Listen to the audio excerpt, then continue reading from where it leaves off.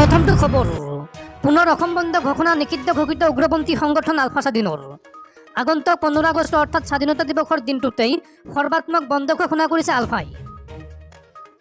15 আগষ্ট অৰ্থাৎ স্বাধীনতা দিৱসৰ দিনা অসম বন্ধ ঘোষণা কৰিছে নিষিদ্ধ ঘোষিত উগ্ৰপন্থী সংগঠন আলফা স্বাধীনে।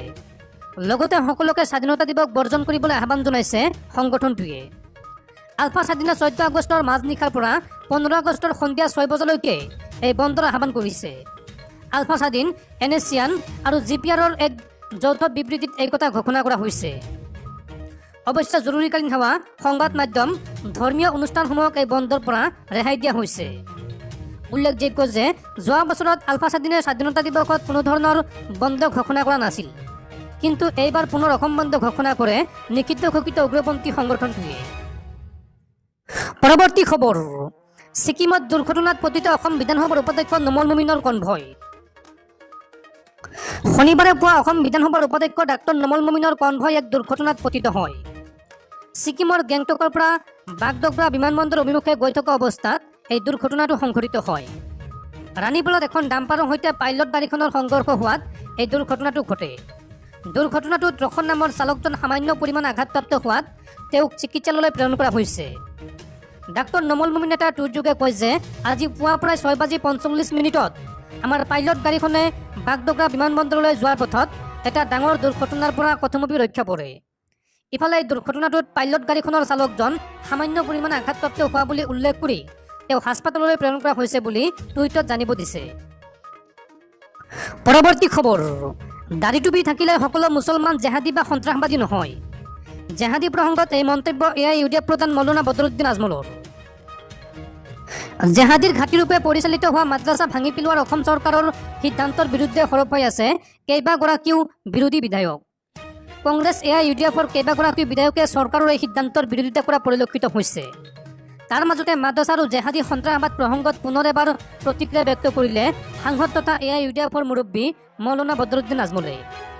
এটা ৰাষ্ট্ৰীয় সংবাদ মাধ্যমৰ সৈতে বাৰ্তালাপৰ সময়ত মাদ্ৰাছা ভাঙি পেলোৱাক লৈ চৰকাৰে গ্ৰহণ কৰা সিদ্ধান্তৰ বিৰোধিতা কৰি আজমলে কয় যে জেহাদী বা সন্ত্ৰাসবাদক কোনো ধৰ্মৰ সৈতে সম্পৃক্ত কৰাটো উচিত নহয়। সন্ত্ৰাসবাদীৰ কোনো ধৰ্ম নাথাকে। আনহাতে দাড়ি টুপি থাকিলেও সকলো মুছলমান জেহাদী নহয় বুলি মন্তব্য কৰে মৌলানা বদৰুদ্দিন আজমলে। তেওঁ লগতে কয় যে ভাৰতৰ স্বাধীনতা সংগ্ৰামত হিন্দুৰ সমান্তৰালভাৱে মুছলমানৰ অৰিহণা আছে। স্বাধীনতা সংগ্ৰামৰ সেই সময়ত ইংৰাজে লাখ লাখ মুছলমানক হত্যা কৰি গছত ওলোমাই থৈছিল। আজমলে কয় যে যদি মছজিদৰ ভিতৰত এজন চোৰ সোমাই জোতা চুৰি কৰে তেন্তে ইয়াৰ অৰ্থ এয়া নহয় যে মছজিদত নামাজ আদায় কৰা সকলো মুছলমানে জোতা চোৰ হৈ পৰিব। যদি কোনো মুছলমান জেহাদী বাংলাদেশ বা পাকিস্তানৰ পৰা আহে তেন্তে তাৰ কৰায়ত্ব কৰাৰ দায়িত্ব কাৰ বুলি প্ৰশ্ন কৰা আজমলে। তেওঁ কয় যে জেহাদী বা সন্ত্ৰাসবাদীক সীমান্ততে গুলীয়াই হত্যা কৰাটো চৰকাৰৰ দায়িত্ব, কিন্তু তাৰ বাবেই সমগ্ৰ মুছলমান জাতিটোৰ ভাৱমূৰ্তি বিনষ্ট কৰা হৈছে, এনে হোৱা উচিত নহয়। এই মন্তব্য কৰে AIUDF প্ৰধান মৌলানা বদৰুদ্দিন আজমলে। বন্ধুসকল, তাৰপিছৰ 4 নম্বৰ খবৰটো জনোৱাৰ আগতে আপোনালৈ এটা সৰু ৰিকুৱেষ্ট, যদি তেওঁলোকে এইটো ভিডিঅ'ত লাইক কৰা নাই তেন্তে প্লিজ এটা লাইক কৰি দিয়ক আৰু এনেকুৱা ধৰণৰ নতুন নতুন ভিডিঅ' পাবলৈ চেনেলটো ছাবস্ক্ৰাইব কৰি কাষত থকা বেল আইকনটো প্ৰেছ কৰি ৰাখক। পৰৱৰ্তী খবৰ, ৰেচন কাৰ্ডক লৈ বৃহৎ ঘোষণা চৰকাৰৰ। ৰেচন কাৰ্ড নথকাসকলে নতুন ৰেচন কাৰ্ডৰ বাবে কৰিব পাৰিব আবেদন।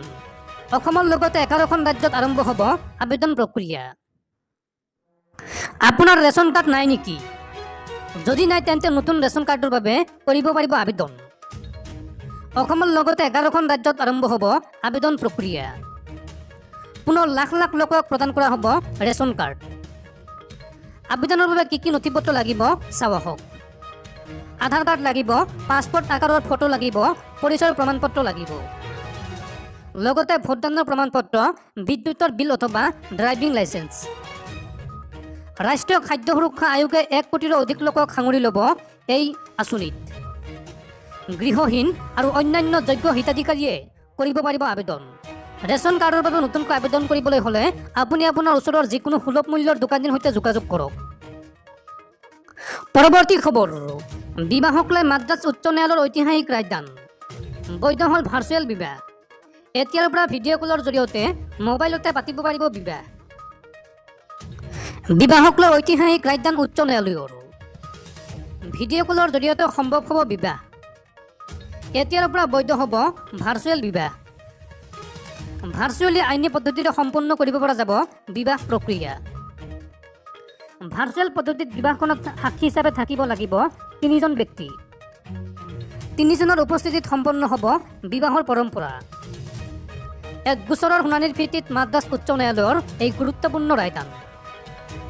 আমেৰিকাৰ এজন ভাৰতীয় মূলৰ যুৱকৰ আবেদনৰ ভিত্তিত এই ৰায়দান দিছে মাদ্ৰাজ উচ্চ ন্যায়ালয়ে।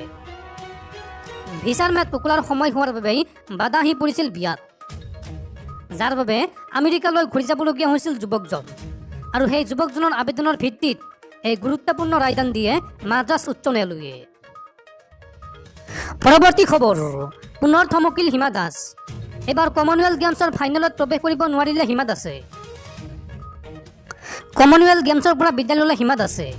মহিলাৰ 200 মিটাৰৰ ছেমিফাইনেলৰ পৰা বিদায় ল'লে ধিং এক্সপ্ৰেছ হিমা দাসে। দ্বিতীয় ছেমিফাইনেলত দুৰ্দান্ত প্ৰদৰ্শনেৰে হিমাই 3য় স্থান দখল কৰিবলৈ সক্ষম হয় যদিও মাত্ৰ 0.01 ছেকেণ্ডৰ ব্যৱধানত ফাইনেলত প্ৰৱেশ কৰিব নোৱাৰিলে হিমাই। পৰৱৰ্তী খবৰ, আজি অব্যাহত আছে ৰাছিয়া আৰু ইউক্ৰেইনৰ যুদ্ধ। আৰু এই যুদ্ধত বাৰে বাৰে থমকি ৰ'বলগীয়া হৈছে ৰাছিয়ান সৈন্য, যাৰ পৰিপ্ৰেক্ষিতত ইউক্ৰেইনৰ সৈতে যুদ্ধত জিকিবলৈ এতিয়া ব্যাকুল হৈ পৰিছে ৰাছিয়াৰ ৰাষ্ট্ৰপতি ভ্লাডিমিৰ পুটিন। আৰু উপায়ন্তৰ হয় এতিয়া উত্তৰ কোৰিয়াৰ একনায়কত্ববাদী শাসক কিম জং উনৰ পৰা 1 লাখ সৈন্যৰ সহায় বিচাৰিছে ৰাছিয়াৰ ৰাষ্ট্ৰপতি ভ্লাডিমিৰ পুটিনে। পৰৱৰ্তী খবৰ, বছৰ বছৰ ধৰি কাৰাগাৰত থকা সাধাৰণ কয়দীক ক্ষমা কৰি দিব লাগে। দেশৰ উচ্চতম ন্যায়ালয়ে কেন্দ্ৰীয় চৰকাৰক স্বাধীনতা দিৱস উপলক্ষে দিলে এই পৰামৰ্শ। এয়াই 75তম স্বাধীনতা দিৱসৰ প্ৰকৃত স্বাধীনতা। এই গুৰুত্বপূৰ্ণ মন্তব্য দেশৰ উচ্চতম ন্যায়ালয়ৰ। স্বাধীনতা দিৱসৰ পূৰ্বে কয়দীসকলক লৈ দেশৰ সৰ্বোচ্চ ন্যায়ালয়ৰ ডাঙৰ মন্তব্য। কেন্দ্ৰীয় চৰকাৰে কয়দীসকলৰ মুকলি সন্দৰ্ভত তৈয়াৰ কৰিব পাৰে বিশেষ যোজনা। যোজনাৰ অধীনত বিচৰাধীন হৈ থকা সাধাৰণ কয়দীক মুকলি কৰাৰ বাবে পদক্ষেপ ল'ব পাৰে। অমৃত মহোৎসৱৰ লগত সংগতি ৰাখি এক ডাঙৰ উপহাৰ হ'ব। 10 বছৰ ধৰি যদি ন্যায়পালিকাই সিদ্ধান্ত ল'ব পৰা নাই তেন্তে সেই সাধাৰণ কয়দীক জামিন দিব লাগে। এই মন্তব্য উচ্চতম ন্যায়ালয়ৰ। 10 বছৰৰ অন্তত যিসকলক এৰি দিব সেইসকলৰ জীৱনৰ 10টা বছৰ হেৰুৱাব। জাষ্টিছ সঞ্জয় কিষাণ কৌল আৰু জাষ্টিছ MM চৌধুৰীৰ বিচাৰপীঠৰ এই ডাঙৰ মন্তব্য।